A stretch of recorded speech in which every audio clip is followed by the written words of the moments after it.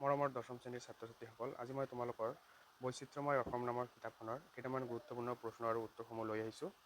তোমালোকে নিজৰ নিজৰ বহীত এই প্ৰশ্ন আৰু উত্তৰসমূহ তুলি লোৱা, যাতে তোমালোকৰ HSLC পৰীক্ষাত ইয়াত 6টা প্ৰশ্ন দিয়া হৈছে। এই 6টা প্ৰশ্নৰ পৰা যাতে তোমালোকৰ কমন পৰে। তো প্ৰথমতে চোৱা কি দিয়া আছে, তোমাৰ দ্ৰুতপাঠত সন্নিৱিষ্ট অসমৰ যিকোনো দুটা জনগোষ্ঠীৰ উৎসৱ পাৰ্বণ সম্পৰ্কে চমুকৈ লিখা। ঠিক আছে, তো এনচাৰত তোমালোকে এনেকৈ লিখিবা, অসমৰ যিকোনো দুটা জনগোষ্ঠীৰ উৎসৱ পাৰ্বণ সম্পৰ্কে তলত আলোচনা কৰা হ'ল।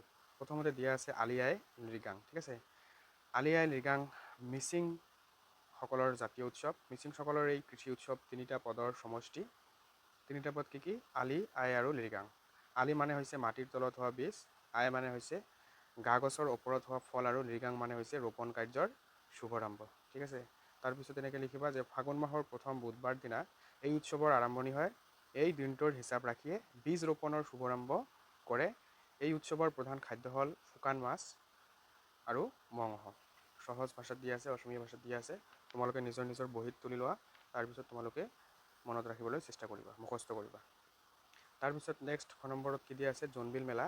জোনবিল মেলা ভৈয়াম অঞ্চলত বাস কৰা তিৱা জনগোষ্ঠীৰ লোকৰ এক ঘাই উৎসৱ। ঘাই উৎসৱ মানে মূল উৎসৱ, যাক প্ৰধান উৎসৱ বুলি কোৱা হয়। জানুৱাৰী মাহৰ মাজভাগত তিনিদিনীয়াকৈ অনুষ্ঠিত হোৱা এই উৎসৱত প্ৰাচীন বিনিময় প্ৰথা অধিক আকৰ্ষণীয়কৈ প্ৰদৰ্শিত কৰা হয়। বিনিময় প্ৰথা মানেতো তোমালোকে নিশ্চয় জানা, আদান প্ৰদান কৰা। জাগিৰোডৰ পৰা 5 কিলোমিটাৰ নিলগত, মানে 5 কিলোমিটাৰ দূৰত দয়াং বেলগুৰি নামে এখন ঠাই আছে। ঠাইখনৰ নাম হৈছে দয়াং বেলগুৰি। সেই ঠাইখনত এই উৎসৱটি অনুষ্ঠিত কৰা হয় বা পালন কৰা হয়। জোনবিল মেলাত এই পাহাৰ ভৈয়ামৰ অনেক লোকে, পাহাৰ আৰু ভৈয়ামৰ অনেক লোকে মানে বহুতো লোকে নিজৰ প্ৰয়োজনীয় বস্তু বিনিময় কৰি সম্প্ৰীতিৰ এক উৎকৃষ্ট নিদৰ্শন দাঙি ধৰে। নেক্সট 2 নম্বৰত এটা কুৱেশ্যন দিয়া আছে, তোমালোকে বহীত তুলি লোৱা। ভিডিঅ'খন ৰখি ৰখি তোমালোকে বহীত তুলি লোৱা। প্ৰশ্নটো পৰীক্ষাত এনেকৈ থাকিব, বৈচিত্ৰ্যময় অসম নামৰ দ্ৰুতপাঠত সন্নিৱিষ্ট অসমৰ যিকোনো দুটা জনগোষ্ঠীৰ বিশেষভাৱে বৰঙণি যোগোৱা একোজনকৈ ব্যক্তিৰ বিষয়ে চমুকৈ লিখা। তোমালোকে এনেকৈ লিখিবা। প্ৰথমতে মই দিছোঁ বলাইৰাম সেনাপতি। তোমালোকে এনেকৈ লিখিবা যে বলাইৰাম সেনাপতি আছিল এগৰাকী সুপ্ৰতিষ্ঠিত লেখক আৰু সংস্কৃতিৰ সাধক। তেখেতে একেদৰে আছিল সাহিত্যিক, গীতিকাৰ আৰু সুৰকাৰ। তেখেতে অসম সাহিত্য সভাৰ কাৰ্যনিৰ্বাহক সদস্যৰ লগতে তিৱা সাহিত্য সভাৰ সভাপতি আৰু নগাঁও জিলাৰ সাহিত্য সভাৰ সভাপতিৰ পদো অলংকৃত কৰিছিল। তাৰপিছত এনেকৈ লিখিবা, বলাইৰাম সেনাপতিয়ে ভালেমান বঁটা লাভ কৰিছিল। বিশাল ব্যক্তিত্বৰ অধিকাৰী এইজনা মহান ব্যক্তিৰ মৃত্যু হয় 2014 চনৰ 11 মে' তাৰিখত। একেবাৰে সহজকৈ দিয়া হৈছে। ঠিক আছে, তোমালোকে ভালকৈ মনত ৰাখিবা। ঠিক আছে, তাৰপিছত কি দিয়া হৈছে যে ভীমবৰ দেউৰী। ভীমবৰ দেউৰী, ঠিক আছে, ভীমবৰ দেউৰী জননেতা ভীমবৰ দেউৰীয়ে কি অসমৰ জনগোষ্ঠীসমূহৰ ৰাজনৈতিক আৰু সামাজিক প্ৰতিষ্ঠাৰ বাবে অহৰহ কাম কৰি গৈছিল। 1933 চনত ভীমবৰ দেউৰীয়ে উদ্যোগ লৈ দেউৰী, সোণোৱাল, কছাৰী, মটক, মিচিং, বড়ো, তিৱা, ৰাভা আদি অনগ্ৰসৰ জনগোষ্ঠীসমূহক ঐক্যবদ্ধ কৰাৰ বাবে নগাঁৱৰ ৰহাত অসম ভৈয়ামৰ অনগ্ৰসৰ জনগোষ্ঠীৰ প্ৰথম অধিৱেশন অনুষ্ঠিত কৰি Assam backward plains tribal league গঠন কৰে।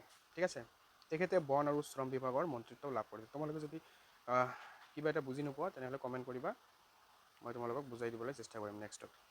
তাৰপিছত 3 নম্বৰত চোৱা কি দিয়া আছে, তোমাৰ দ্ৰুতপাঠত থকা যিকোনো দুটা জনগোষ্ঠীৰ ধৰ্মীয় ৰীতি নীতি সম্পৰ্কে চমুকৈ লিখা। এনেকৈ লিখিবা, আমাৰ দ্ৰুতপাঠত থকা দুটা জনগোষ্ঠীৰ ধৰ্মীয় ৰীতি নীতি সম্পৰ্কে তলত আলোচনা কৰা হ'ল। মই ক নম্বৰত দিছোঁ তোমালোকক তিৱাসকল। তোমালোকে বেলেগ জনগোষ্ঠীৰ বিষয়ে লিখিব পাৰা। ঠিক আছে, কিন্তু প্ৰশ্নটো এনেকুৱা থাকিব যে তোমাৰ দ্ৰুতপাঠত থকা যিকোনো দুটা জনগোষ্ঠীৰ ধৰ্মীয় ৰীতি নীতি সম্পৰ্কে চমুকৈ লিখা। ধৰ্মীয় দিশৰ পৰা তিৱাসকল মূলত জৰাবাদী আৰু পূৰ্বপুৰুষৰ উপাসক। পূৰ্বপুৰুষ মানে যিসকল পুৰুষ তেওঁলোকৰ আছিল, যে পূৰ্বতে যিসকল পুৰুষ আছিল। ঠিক আছে, প্ৰকৃতিৰ বিভিন্ন উপাদানবোৰক পূজা কৰাৰ উপৰিও উৎসৱ পাৰ্বণত তেওঁলোকে পূৰ্বপুৰুষকো দেৱতা বুলি ধৰি লৈ পূজা কৰে।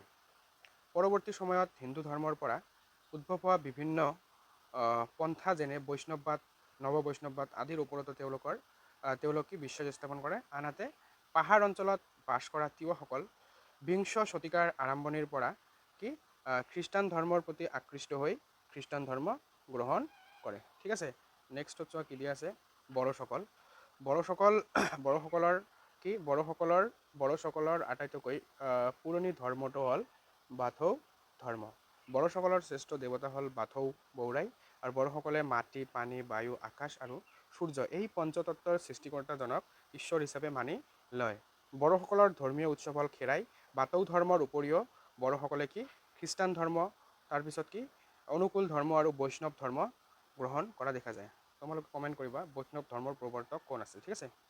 ইয়াৰ বাহিৰেও ব্ৰহ্ম ধৰ্মকো বড়োসকলৰ কিছুমান লোকে নিজৰ ধৰ্ম হিচাপে পালন কৰা দেখা গৈছে। তাৰপিছত 4 নম্বৰত দিছোঁ, বেছি নহয় তোমালোকক মই ইয়াত 6টা প্ৰশ্ন দিছোঁ, ঠিক আছে। 4 নম্বৰটো চোৱা কি দিয়া আছে, তোমাৰ দ্ৰুত পাঠত থকা যিকোনো দুটা জনগোষ্ঠীৰ খাদ্য সম্ভাৰৰ বিষয়ে চমুকৈ লিখা। তোমালোকে যদি বেলেগ জনগোষ্ঠীৰ বিষয়ে মুখস্থ কৰি থৈছে সেই জনগোষ্ঠীৰ বিষয়ত লিখিলেই হ'ব, ঠিক আছে। জাষ্ট প্ৰশ্নটো পৰীক্ষাত এনেকুৱা ধৰণৰ থাকিব। তাৰপিছত চোৱা কি দিয়া আছে, আমি কি এনচাৰত কি লিখিছোঁ যে আমাৰ দ্ৰুতপাঠত উল্লেখ থকা দুটা জনগোষ্ঠীৰ খাদ্য সম্ভাৰৰ বিষয়ে তলত আলোচনা কৰা হ'ল। তাৰপিছত ক নম্বৰত কি দিয়া হৈছে, তিৱাসকল। তিৱাসকলৰ খাদ্য সম্ভাৰ। তিৱাসকলৰ প্ৰধান আহাৰ হ'ল কি ভাত, মাংসৰ ভিতৰত কুকুৰাৰ মাংস, গাহৰিৰ মাংস তিৱাসকলৰ কি প্ৰিয় খাদ্য। তিৱাসকলৰ প্ৰিয় পানীয়বিধৰ নাম হৈছে জু। এইবিধ পানীয় পৰম্পৰাগত পদ্ধতিৰে বিশেষভাৱে প্ৰস্তুত কৰে আৰু দৈনন্দিন জীৱনত ব্যৱহাৰ কৰে। মই ইয়াত সৰুকৈ দিছোঁ, তোমালোকে যদি পাৰা ডাঙৰকৈও লিখিব পাৰিবা, কিতাপততো দিয়াই আছে, ঠিক আছে। তাৰপিছত চোৱা কি দিয়া আছে, মিচিংসকলৰ খাদ্য। ভাত হ'ল মিচিংসকলৰ প্ৰধান খাদ্য। ভাতৰ লগত শুকান মাছ, হাঁহ, কুকুৰা, গাহৰি আদিৰ মাংস মিচিংসকলৰ প্ৰিয় খাদ্য। আপং মিচিংসকলৰ বাবে মিচিংসকলৰ পানীয় দ্ৰব্য। সকলো উৎসৱ পাৰ্বণ আৰু দৈনন্দিন জীৱনত তেওঁলোকে কি ব্যৱহাৰ কৰে, আপং ব্যৱহাৰ কৰে। তাৰপিছত 5 নম্বৰত চোৱা কি দিয়া আছে, যে তোমাৰ দ্ৰুতপাঠত সন্নিৱিষ্ট যিকোনো দুটা জনগোষ্ঠীৰ চমু পৰিচয় দিয়া। এনেকৈ লিখিবা আমাৰ দ্ৰুতপাঠত সন্নিৱিষ্ট দুটা জনগোষ্ঠীৰ বিষয়ে তলত আলোচনা কৰা হ'ল, ঠিক আছে। তো প্ৰথমতে এনেকৈ লিখিবা তিৱাসকল অসমৰ এটা প্ৰাচীন নৃগোষ্ঠীভাষিক দিশৰ পৰা এওঁলোক ইণ্ডোচীনৰ অন্তৰ্গত তিব্বত বৰ্মীয় ভাষাগোষ্ঠীৰ পৰিয়ালৰ বৃহত্তৰ বড়োথালৰ লোক। বৰ্তমান অসমৰ বিভিন্ন ঠাইত তিৱা জনগোষ্ঠীৰ লোকে বাস কৰে। তিৱাসকলক সূক্ষ্ম দাঁতিয়লীয় পাহাৰীয়া আৰু থলুৱালী এই তিনিটা ভাগত ভাগ কৰা হয়, যদিও বৰ্তমান পাহাৰীয়া আৰু ভৈয়ামীয়া হিচাপেহে জনা যায়। মূলত মাতৃসূত্ৰীয় অৱস্থাৰ পৰা উদ্ভৱ হোৱা তিৱাসকলৰ সমাজ গাঁথনিটো পৰিয়ালৰ পৰা কি হয় উদ্ভৱ হয়, দেউৰীসকল। তাৰপিছত কি দেউৰীসকল অসম তথা উত্তৰ পূৰ্বাঞ্চলৰ মংগোলীয়সকলৰ ভিতৰত এক অন্যতম জনগোষ্ঠী। দেউৰীসকল উত্তৰ পূব দিশৰ পৰা অসমলৈ প্ৰব্ৰজন ঘটে আৰু ব্ৰহ্মপুত্ৰৰ উজনি অংশত বাস কৰিবলৈ লয়। দেউৰীসকল সামাজিকভাৱে 4টা খেলত বিভক্ত, সেইকেইটা হ'ল দিবঙীয়া, টেঙাপনীয়া, বৰগঞা আৰু পাটৰ গঞা। ভাৰতীয় সংবিধানে দেউৰীসকলক অনুসূচিত জনজাতি হিচাপে স্বীকৃতি দিছে। নেক্সট কুৱেশ্যন, এইটো 6 নম্বৰত কি দিয়া আছে চোৱা, যে তোমাৰ দ্ৰুতপাঠত সন্নিৱিষ্ট যিকোনো দুটা জনগোষ্ঠীৰ সমাজ গাঁথনিৰ চমু আভাস দিয়া, ঠিক আছে। আমাৰ দ্ৰুতপাঠত সন্নিৱিষ্ট থকা জনগোষ্ঠীৰ সমাজ গাঁথনিৰ বিষয়ে তলত আলোচনা কৰা হ'ল। তিৱাসকলৰ সমাজ গাঁথনি। তিৱাসকলৰ সমাজ গাঁথনি পৰিয়ালৰ পৰা আৰম্ভ হয়।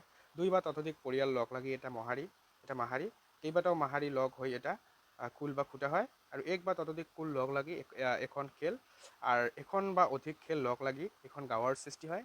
খেলৰ প্ৰশাসনিক আৰু সামাজিক মুৰব্বীজনক ভৈয়ামত জেলা বুলি কোৱা হয় আৰু পাহাৰত পিনুঙৰ মুৰব্বীক লৰ বুলি কোৱা হয়।